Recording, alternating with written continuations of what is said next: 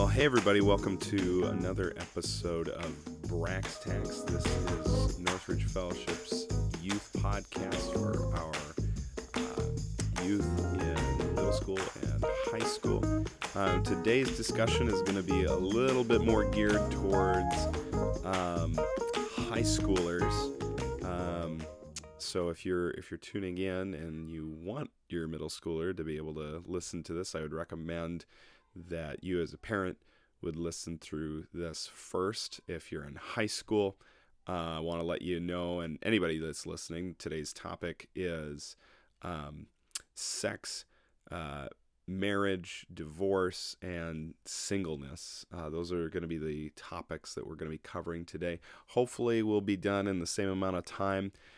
We do have our high school lesson discussion that we had live, and that's about an hour, and that's on our podcast as well. But I wanted to give you a shortened form of that without some of the interactions between me and students, so that you can get the kind of condensed form of what we talked about, because I think this is a really important discussion for us to have. So that's why we're doing this episode as well. So our passage regarding these things, marriage, divorce, sex, and singleness, is from Matthew 19, and starting in verse 3. The Pharisees came up to him, Jesus, and tested him by asking, "Is it lawful to divorce one's wife for any cause?" And Jesus answered, "Haven't you read that he who created them from the beginning made them male and female, and said, 'Therefore a man shall leave his father and his mother, and hold fast to his wife, and the two shall become one flesh.' So they are no longer two, but one flesh. What therefore God has joined together, let not man separate." They said to him, "Why then did Moses command one to give a certificate of divorce, to send her away?" And Jesus said to them, "Because of your hardness of heart, Moses allowed you to divorce your wives, but from the beginning it wasn't so. And I say to you, whoever divorces his wife except for sexual immorality and marries another commits adultery." Then Jesus' disciples said to him, "If such is the case of a man with his wife, it's better not to marry." But Jesus said to them, "Not everyone can receive this saying, but only those to whom it's given. For there are eunuchs who have been so from birth, and there are eunuchs who have been made eunuchs by men, and there are eunuchs who have made themselves eunuchs for the sake of the kingdom of heaven. Let the one who is able to receive this receive it." So here's what I want to talk about. I want to talk about what is this one flesh that Jesus is talking about. He says, "Therefore a man shall leave his father and mother and be united to his wife, and the two shall become one flesh." So we need to know a few things about this one flesh union. People say, well, that's marriage, but I want to go a little bit deeper in what that's talking about. So we need to know that one flesh union between a man and a woman, that's what it is God's work. So when people ask the question, well, how does somebody get married? How is someone married in the eyes of God? You can't say, well, we've had sex, therefore we're married in the eyes of God, or we've been living together and having sex, therefore we're married in the eyes of God. I don't think that that's true, because Jesus says what God has joined together. So we see that this is not primarily a work of people. This is the work of God. So what I would say, based off of that, what I would imply, what I would infer would be that a man and a woman, there is some kind of ceremony involved, where there are witnesses, where there are vows, and in that moment, whether someone is Christian or not, God is doing a work uniting those two people. Part of why I say that as well is that if we make marriage equal to having sex, well, there are quadriplegics who are paralyzed and they can't have sex and yet are married. Johnny Erickson Tata is an example of that. I'm fairly certain that she hasn't had sex, but I could be wrong. She's been in a wheelchair for I think 60 years or something like that, 50 or 60 years, and she's married. So I I don't think that sex equals marriage. I think God does a work in that moment of ceremony where there are witnesses and vows. That's when someone becomes one flesh. Now, of course, sex has something to do with it. And we'll circle back to that later. But that one flesh union is something that God does. Now, what is that one flesh? What do we mean when we say one flesh? Well, I think we mean a couple things. One, of course, we mean marriage. But another thing that we mean, I think biblically, when we say one flesh, is symbolically one flesh is the child that comes out of the marriage. 1+1 in marriage language. 1+1 actually equals 3 because you get the man and the woman together and there's a child. And if you haven't had that talk with your parents, go and do that because I'm not going to cover that here. So symbolically, the child is a representation of that one flesh. So the ideal here would be that your parents stay together, because if your parents stay together, what that's doing for you spiritually, emotionally, psychologically, is that you, as the child, the representation of the one flesh union of your parents, are together. Now, I don't mean that if your parents aren't divorced and they stay together, well, then you have everything together in your life. That's not what I mean. What I do mean is that you are a more integrated person. Okay, what I mean by that is, I think we'll start to see what I mean by that when we start looking at what happens when your parents split. So if your parents split and you are a representation of that one flesh union, what happens to you is that you, as the child, get torn apart. Okay, it's not as though, some people make this analogy with divorce. It's like getting gum out of carpet. It's doable, but there will always be a little bit of gum in the carpet. I think that might be okay to talk that way about divorce between a man and a woman, but it doesn't work when it comes to the child. For the child, it's like tearing the one piece of carpet. It's like, how do you get some fibers out of the carpet and not another? It's, you are that carpet. You are that one flesh union, and now you're starting to get torn apart. Now, a resource that I've found really helpful, because my parents are divorced and I've tried to, come to my own understanding of how their divorce has affected me. So some of this is coming out of my own experience, but most of it is coming from, I think it's Elizabeth Marquards. I don't know how to say her name, but I'll put it in the in our podcast notes here. But her book, Between Two Worlds, talks about a lot of this idea of the child as a one flesh union representation, and then the effects of what happens to you if your parents get divorced. So assuming that there are people listening to this who their parents are divorced, I want to let you know some of the things that might happen to you as a result of your parents' divorce is that you get torn apart. Your sense of home is kind of destroyed, because especially if you're doing visitation, home is just wherever you are that weekend or that week, or whoever has custody. Home starts to be something that's destroyed. So you start to live as a nomad out of, there's some people, this was my experience of, I lived kind of out of a suitcase because I was going in between my parents' house, and I wasn't good at cleaning and putting things away. So I just kind of kept things in the suitcase. But then there's, some of my possessions are at my dad's, some of my possessions are at my mom's. So home is not this stable idea in your mind anymore. And then that actually, I think for me, it's really affected how I view possessions and the space around me. I tend not to be very clean with the space around me, because I think, well, this isn't really my home anyway. So your sense of home starts to get destroyed. There's an expectation of abandonment. If the two people in your life who are supposed to love you the most, one of them leaves the other, well, then you start to have an expectation that that's going to happen to you in other relationships. If you get married someday, this is something that you're probably going to have to struggle through is, does this person really love me enough to stay forever? And I think if you do get married, you need to assume that your spouse will stay with you rather than the opposite. So there's an expectation of abandonment that's really difficult to get through. There can be emotional abuse during a divorce that the child will go through.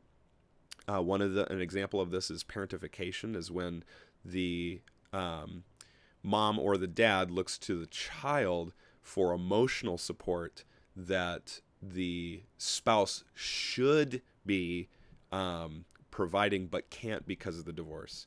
This happened to me, where one of my parents looked to me for emotional support, and it parentified me. It put me on a peer level with my parents, and I shouldn't have been at that level. And with that, you can have a denied childhood in that area. You mature too quickly, which can play itself out in some really bad ways later when you hit adulthood. Then you might try in adulthood to reclaim the childhood that was stolen from you, which is not good. If that is your situation, what I would tell you is you absolutely need to cancel the debt of the owed childhood. You need to let go of it and become an adult and realize that the childhood that you should have had was stolen from you. It's not coming back.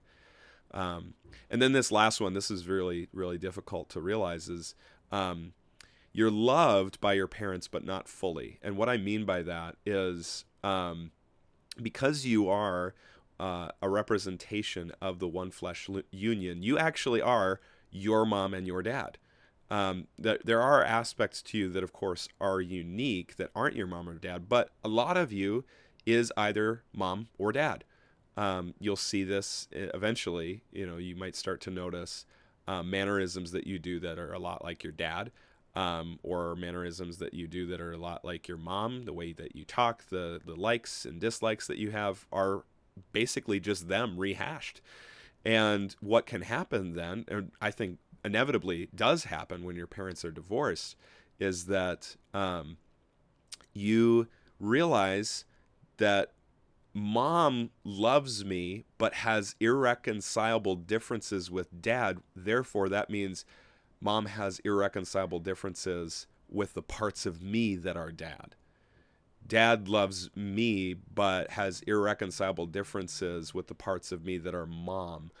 So essentially what happens in a divorce is that it's not just that your mom or your dad divorces the other, it's that they have divorced the parts of you that belong to the other parent. So my dad, and I'm not saying this like to be mean to my parents, it's just essentially my dad does not love the mom parts of me. My mom does not love the dad parts of me, right? That's just logically what happens is you go, well, if mom and dad left each other, then they left those parts of me behind as well, which is very difficult to do. So how do you deal with all of this? I think the first step is to realize that your parents did owe you a debt of parenthood, and they shouldn't have treated you this way. And what needs to happen is you need to cancel the debt. That's what forgiveness is there's a debt that's owed you, and you say, I'm canceling that debt. I'm not looking at my parents as if they owe me anything anymore. And that's very difficult to do. And you need to realize that you're probably going to be dealing with this for the rest of your life. In some way or another, the damage that is done in divorce affects the children of divorce for the rest of their lives. And I will say, if typically the research shows typically the earlier the divorce in your life, the worse off you will be in trying to figure these things out. The later in life that the divorce happens, it'll be easier on you. So just wanted to let you know, this is what you might be experiencing.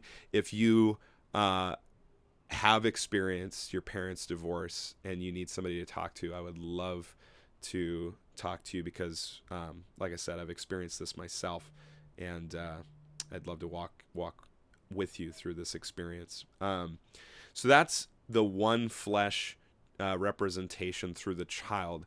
We'll circle back around to sex now. So we've already said that marriage is not the same as having sex with somebody. Having sex with someone does not mean that you are married to them. There is, in a sense, this idea of the one fleshness. Paul talks about this in 1 Corinthians 6. So there is it's like the one flesh union, but it's not the same thing. There's not the commitment. There's not, I don't think, the work of God making these two people one flesh. So the ideal for marriage, obviously, is that when it comes to sex, would be that this couple would be exclusively sexually intimate with each other, not letting anything else into that relationship. And just like how we saw earlier, that there's an ideal for children with their parents, is that the parents would stay together. Now we're seeing that in marriage with sex, there's also the ideal of this couple being exclusively sexually intimate with one another. But just like with children, that there's the less than ideal where the parents are divorced and therefore you're starting to get torn apart. Well, there's also a less than ideal with marriage and sex.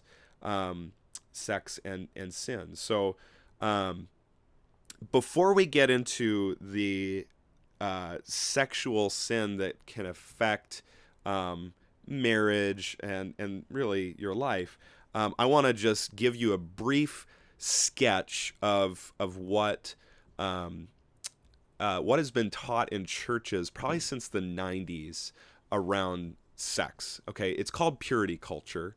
That's popularly what it's being called today. And basically the messaging of purity culture was this, and is this, it's still around. We as Christians love sex, want to have sex, lots of sex, the best kinds of sex. We want our youth to have lots of sex. Okay, this is it. I don't want you to think that this is what I'm saying. This is what these people have said, and it can be really uncomfortable with how much they say that they want to have great sex. But they want to have great sex. They want you to have great sex. In order to do that, though, you need to do dating God's way. And how you do dating God's way is you basically you take dating really, really seriously. You don't date until you are ready to marry. So typically, you shouldn't be dating until you're 18. You should only date looking towards marriage. So you can't just date for fun or anything like that. You need to date somebody thinking, I want to see if I should marry this person. And then, of course, you should have very firm and established boundaries to keep yourself sexually pure in that relationship, because you need to maintain your purity, your virginity. This is where like purity rings come into play, and people wear those and things like that. Or promise necklaces, I think, is another one. But you keep yourself a virgin, and then you get married, and ideally, like, your first kiss is at your on your wedding day, and then you have sex as a virgin. And then if you do all of that, God will bless you with an awesome marriage, mind-blowing sex, great sex, obviously the best sex that you've ever had because you haven't had any yet. And then God will bless you with fertility, lots of children, if that's the family planning that you have in mind. So that's purity culture. That's what the church has taught in a lot of circles, like I said, 90s and 2000s. And there's a lot of historical reasons for why this kind of teaching came up. But we could get into that in a different episode. But that's been the messaging. Now, I want to let you know, I think that the messaging of purity culture is a lie, because listen to what it says. It says you keep yourself sexually pure, you do all of these things so that when you get married, God will bless you with an awesome marriage to an awesome spouse with great sex, and it's just going to be free and it's natural and it's wonderful, and then lots of children if you want them. Let me tell you the experience of a lot of people who grew up under that messaging. They got married, and they found out that they were married to a sinner, and marriage is not easy. And they had sex, and it was awkward because they've never done it before, and it didn't come naturally, and it wasn't free, and not all of your sexual fantasies were fulfilled in your spouse. And people had miscarriages. Let me tell you this. The Bible never promises any of those things. A great marriage, great sex, or lots of children if you want them, if you obey God's commands for your sexual life. The Bible never promises that, Old Testament or New. It's not in there. And what happens as a result of this messaging is we tend to view our sexual lives with a lot of shame. So if you've struggled with pornography at all, and I'll just say this, more than likely, if you're listening to this as a man from the ages of, I don't know, 13 through 30 or 13 and up, basically, you've probably struggled with pornography to some extent because of how just wide accessibility there is to pornography today. You have a lot of shame that you carry with that because of that struggle, because you start to think about yourself and think, man, I'm going to be punished with I'm not going to be able to get married because of my sexual sin. I haven't kept myself pure. And people who, and there are certainly youth in our youth group who are not virgins. And then you start to think, man, again, I won't find love because this is the way it works, is that you're supposed to keep yourself pure, and I haven't kept myself pure, and I've cheapened myself because, and so if I do get married, I won't be able to give my spouse this great gift of my virginity.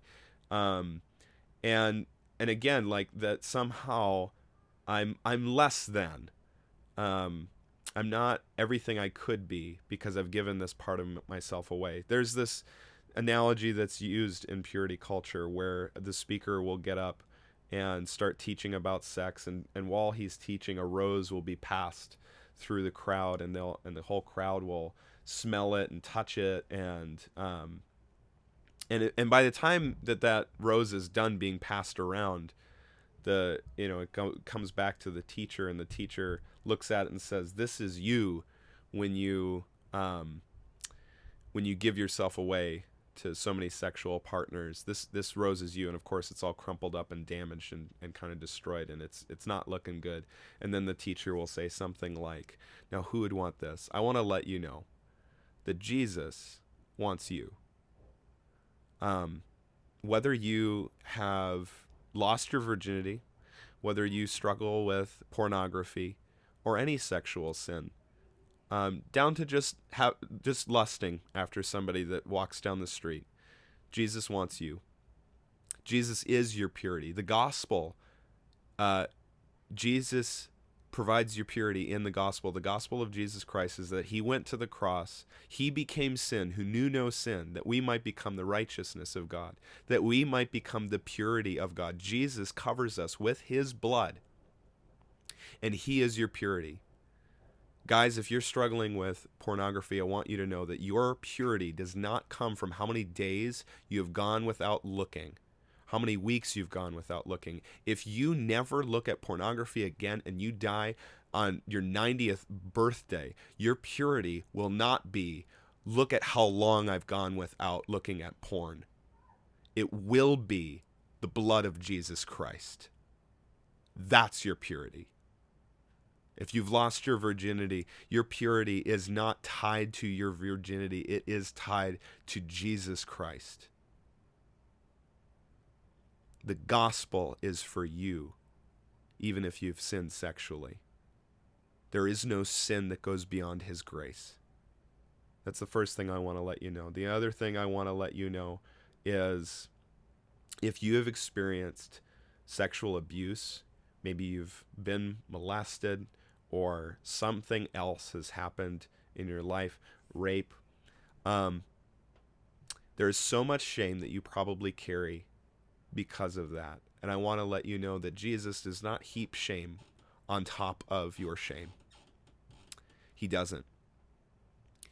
I want to let you know that Jesus sees not just our sin, not just our sin in our own lives.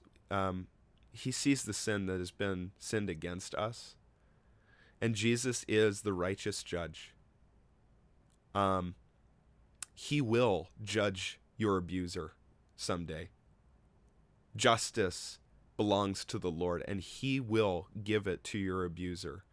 Just in a couple chapters ago in Matthew 16, we see that Jesus says that if anyone causes, I think actually it's Matthew 18, if anyone causes one of these little ones to sin, these little ones who believe in me to sin, it would be better for this person to have a millstone tied around their neck and thrown into the sea. Jesus sees the abuse that has been perpetrated against you, and he will judge it. And I also want to let you know, ladies, there's this talk in the church around purity culture that you need to dress modestly and you need to make sure that you are ensuring that your brothers in Christ aren't stumbling because they look at you with lust. I want to let you know that you are not the guardians of sexual purity in the church. Men need to take responsibility for how they treat their sisters in Christ. Men need to take the responsibility for how they treat other people. So if abuse happens to you, ladies, I want to let you know that it's not somehow your fault. That you could have done things differently somehow, and then it wouldn't have happened. I want to let you know this is not your fault. Jesus sees the sin that has been committed against you. He will judge it, and he knows. I want to let you know he knows the pain that you have gone through. Jesus Christ hung on a cross, naked and humiliated and abused. He will judge that sin that has been committed against you, and he knows what it feels like. He's been there. And the last thing I want to let you know around sex is that sex and marriage does not equal happiness. In our day, we typically talk about sex and marriage, and the church hasn't done a great job of saying anything otherwise. I want to let you know. We've joined this as if sex and marriage is the height of earthly happiness. I want to let you know it's not. You don't need to have sex in order to be a fulfilled human being here on earth. Sex isn't going to be a thing in heaven. It's not. There will be deeper intimacy there, of a kind that we know nothing about almost today. But I want to let you know, you don't have to have sex and you don't need to be married in order to be a fulfilled human being. What we see in this chapter is that Jesus says, not everyone who can be single. We could all be single, but he's saying, let me just read this. Not everyone can receive this saying, but only those to whom it's given. He's talking about singleness because the disciples just say, well, it's better not to be married. And he says, well, not everyone can receive that. Not everyone can receive this gift of singleness, but only to those whom it's given. I want to let you know that in the pages of the New Testament and in the early church history, it wasn't marriage that was held up as this ideal, it was singleness. And Paul in 1 Corinthians 7 says, hey, I wish everyone was like me, single. Why? Because if you're single, you can devote yourself entirely to thinking, how can I please my Jesus?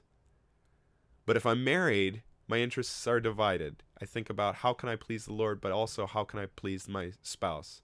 And he says it's not a sin if you marry, but I want to secure your undivided attention and loyalty to the Lord. So I want to let you know, the Bible says singleness is good. So if you hear the message of purity culture and it says, hey, you do all these right things and then you get married, And then you go, well, but I'm same-sex attracted. The Bible tells me I shouldn't get married. Now what do I do? Whether you're same-sex attracted, whether you're single and hoping to be married, whether you're single and you never want to get married, whether you're in a dating relationship, whether or not you get married someday, whether you're widowed, whether you're divorced, whatever, here's what we need to do. We need to submit our sexuality to Jesus.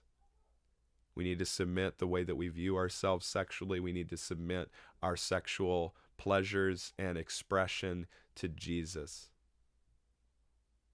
Because sexual flourishing is not equal to sexual indulgence or sexual expression. Sexual flourishing is submission to Jesus. I want to let you know, Jesus was the most sexually flourishing human that ever lived, and he never had sex. We're called to a cross to follow Jesus. He is our reward in submitting our lives sexually to him, submitting our lives in our pride and humility, submitting our lives in our anger and our peace, submitting our lives in our love and in our hate. We submit our lives to Jesus because he has come, it's John 10, to bring fullness of life. He's come to bring life, to bring it to the full. And it only comes as we pick up our cross and follow him. Thank you, guys. We'll see you next time. Until then, go and tell them to come and see.